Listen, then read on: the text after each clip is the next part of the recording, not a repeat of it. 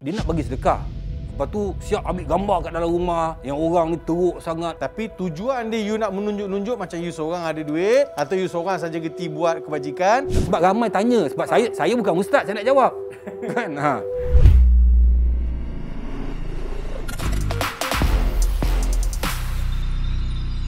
Assalamualaikum warahmatullahi taala wabarakatuh. Salam sejahtera bagi mereka yang bukan Islam yang menonton Sembang Viral, pantas padu padat pendek aja 10 minit penuh dengan ilmu yang penting bermanfaat.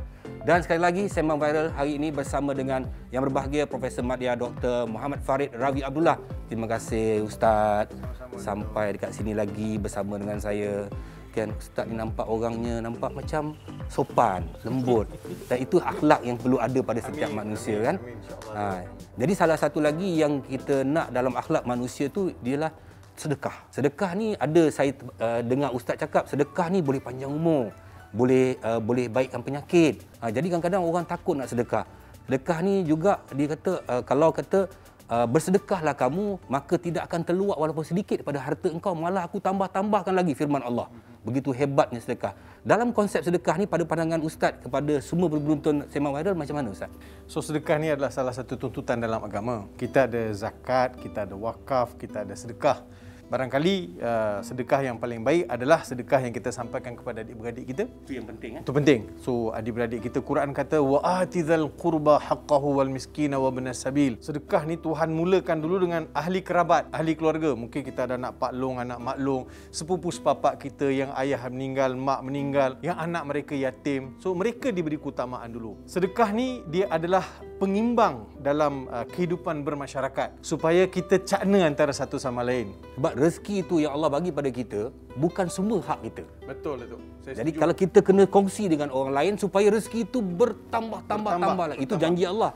Janji Allah. Tapi bagaimana pula orang yang suka bersedekah ni? Orang bersedekah dia tunjuk. Macam mana tu? Boleh ke tak boleh? Dia ada pro and con tu. Ada yang kata boleh, ada yang kata tak boleh. Sebab ramai tanya. Sebab saya bukan ustaz, saya nak jawab. Kan? Tapi kalau antara dua tu, kalau orang tanya mana lebih baik, tangan kanan memberi, tangan kiri tak tahu lah. That is the better. Kenapa tangan kiri tak tahu? Sedangkan dia sama-sama tangan. Patut dia tahulah. Nak beritahu sembunyikan. Tapi dalam surah Al-Baqarah ayat 271, Allah beritahu bahawa sedekah ini boleh ditunjuk kepada orang lain sebagai satu galakan kepada orang lain supaya turut bersedekah. Niat saya semoga lebih ramai lagi tampil untuk membantu, kan, meringankan. Itu no issue. Boleh. Tapi tujuan dia you nak menunjuk-nunjuk macam you seorang ada duit atau you seorang saja geti buat kebajikan, itu sama sekali Islam tidak mengizinkan. Tapi ada juga ni Ustaz, macam contohnya dia nak bagi sedekah. Lepas tu siap ambil gambar kat dalam rumah yang orang ni teruk sangat apa semua, macam ada, tak tahulah saya mengaibkan ke tak tu. Dia ada beberapa pendapat ulama. Di antara fatwa yang saya baca daripada mufti daripada Mesir, dia kata adalah haram. Betul? Haram hukum dia kita mengaibkan orang yang susah ni. Maksudnya sekarang ni saya mendedahkan keaiban orang tersebut. Kadang saya terjah tiba-tiba. Itu maruah dia kan? Tiba-tiba terjah rumah orang tu, pakcik tu tak pakai baju pun. Kan makcik tu masih berkemban lagi ke kan? Dan saya tahu rumah Datuk, saya kena bagi tahu Datuk dulu. Datuk kena tanya rumah dulu. Sayang, apa ni Ustaz Farid datang ni minum. Hari apa bang? Okey boleh. Kita bagi masa yang cukup. Cuba saya telefon pukul 2 petang, pukul 4 saya datang. Datuk kena marah kat rumah. Saya dah cakap okey dah. Awak kena jaga muka saya lah. Saya dah suruh sampai datang. Sebab rumah itu adalah aurat dia. Whatever the situation dekat rumah, kalau orang tak datang, kemas ke tak kemas ke apa, orang tak datang rumah kita. Dia panggil aurat. Aurat adalah mengaibkan. Bila kita pergi rumah orang, kita menengok kanan, kiri, depan, belakang apa semua. Aib. Aurat. Macam mana aurat itu harus disembunyi, tidak boleh didedahkan pada orang lain. Begitulah aurat dalam rumah tersebut. First time saya dengar umur 54 ni. Aurat dalam rumah. Dan kalau kita betul nak bagi tahu, nak kata kita nak masukkan dia, kita mesti beritahu lebih awal biar dia bersiap. Semoga dia tadi rujuk pada ayat tadi lah, refleks pada ayat tadi. Boleh tak saya nak viralkan, pakcik saya ambil sikit rakaman atau gambar sikit supaya saya nak galakkan kawan-kawan ataupun sebagai bukti sebab ada orang bagi duit kat saya. Duit ni bukan duit saya pun pakcik, saya tolong sampaikan aja. Jadi mungkin itu sebagai bukti pada orang yang bagi. Minta izin dulu. Ini tak terjah terus. Aurat orang ni. Ni aurat orang. Terjah terus. Tidak boleh. Tapi ada juga macam rancangan-rancangan televisyen kan yang buat perkara yang sama, dia pergi rumah orang tunjuk kesukaran orang tu semua. Saya rasa kalau TV ni dia adalah agensi tu. Agensi yang dikawal selia oleh pihak kerajaan dan juga akta media kan. So tidak boleh buat sesuatu benda sesuka hati. Keduanya, bila ada siaran-siaran tertentu atau channel-channel tertentu buat program kebajikan macam tu, dia ada tabung. Dan tabung dikutip duit. Kemudian tabung itu dikawal selia, diaudit. Dan prinsipnya apa yang kutip itu tidak diagihkan. Jadi orang tahu bila masuk ke tabung tu ada pihak jawatankuasa yang urus. Yang individu siapa nak audit? Tiba-tiba tengok dia pula mewah, hidup dengan pelbagai jenis kereta, dengan kan sudah menimbulkan suatu persepsi yang negatif. Jadi dia yang senang, belum tentu orang tu dapat. Semua itu perlukan kepada audit supaya pemberian itu sampai kepada individu tersebut dan kita tidak ditipu dan tidak dimanipulasi. Telus. Itu sangat penting.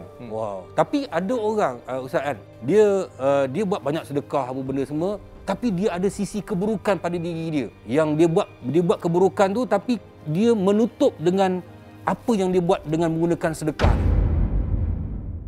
Katakan orang tu ambil duit rasuah banyak-banyak, lepas tu dia pergi haji atau dia pergi umrah, bawa 10 orang naik yatim pergi umrah, balik, selesai tak dosa dia? Tak. Dia different. Dia adalah topik yang berbeza. You buat benda baik, itu you buat benda baik. Tapi dalam masa yang sama, you tak boleh campur adukkan benda baik tu dengan tabiat-tabiat buruk you. Satu. Keduanya, menutup keaiban dalam suasana buat benda baik, itu adalah satu peluang macam saya bela ayam tu. Ayam makan. Adakah saya bagi makan sampai bila-bila ayam tu? Akan tiba masa, bila matang, saya akan tangkap, akan sembelih. Begitulah berlaku pada manusia. Istidraj berlaku dalam kehidupan seseorang. Dia buat benda buruk, tapi benda buruk itu nampak macam terkawal. Tapi Dato' ingat, sepandai-pandai tupai melompat. Dia melompat daripada dahan ke dahan, pap jatuh gedebik ke bawah satu hari nanti. Pasti akan jatuh. Sebab itu, kita bila buat benda baik, dia mesti perbuatan kita itu dia seimbang, maksud seiring dengan apa yang kita buat, dengan apa yang kita lakukan, dengan apa kita punya presentation di luar sana. Kita tidak boleh melakonkan watak orang lain tu. Farid Rabi macam ni ya. Rosyamno macam ni ya. Kan? Datuk watak kita macam ni ya. Kita tak suka bermuka-muka, kita tak menyembunyikan. Yang itu kadang-kadang perlu kita baiki diri kita dengan untuk nasihat untuk diri saya dan untuk semua lah tu. Yalah, saya pun banyak belajar ni Ustaz. Alhamdulillah. Sebab apa sedekah ni sebenarnya kita boleh tunjuk tapi kena bersebab. Kan dia ada macam Ustaz terangkan tadi. Jadi bukanlah kata kita nak mempertikaikan sampai semua penonton takut nak bersedekah. Bersedekahlah. Kalau boleh sorok-soroklah. Kalau perlu ditunjuk tu tunjukkanlah, tak ada masalah. Tapi mengikut keperluan, kita tanya, kita ada hukum akal kita untuk berfikir yang mana baik, yang mana buruk. Allahuakbar. Jadi alhamdulillah hari ini kita dapat berbincang dengan Ustaz Farid dan banyak benda yang ni. Tapi tuan-tuan dan puan-puan, kita bukan nak cari kesalahan orang, tapi kita nak mencerahkan keadaan yang mungkin terfikir nampak benda ni simple, tapi benda ni sebenarnya ramai orang anggap benda simple ni dia boleh buat sesuka hati. Itulah sembang viral yang kita nak bincang pada hari ini. Terima kasih kepada semua penonton. Jangan lupa esok jumpa saya lagi pada pukul 7.30 malam. Ingat, tak pasti jangan kongsi. Jangan kita buat wakaf dosa. Assalamualaikum warahmatullahi wabarakatuh. Terima kasih banyak Ustaz. Sama-sama.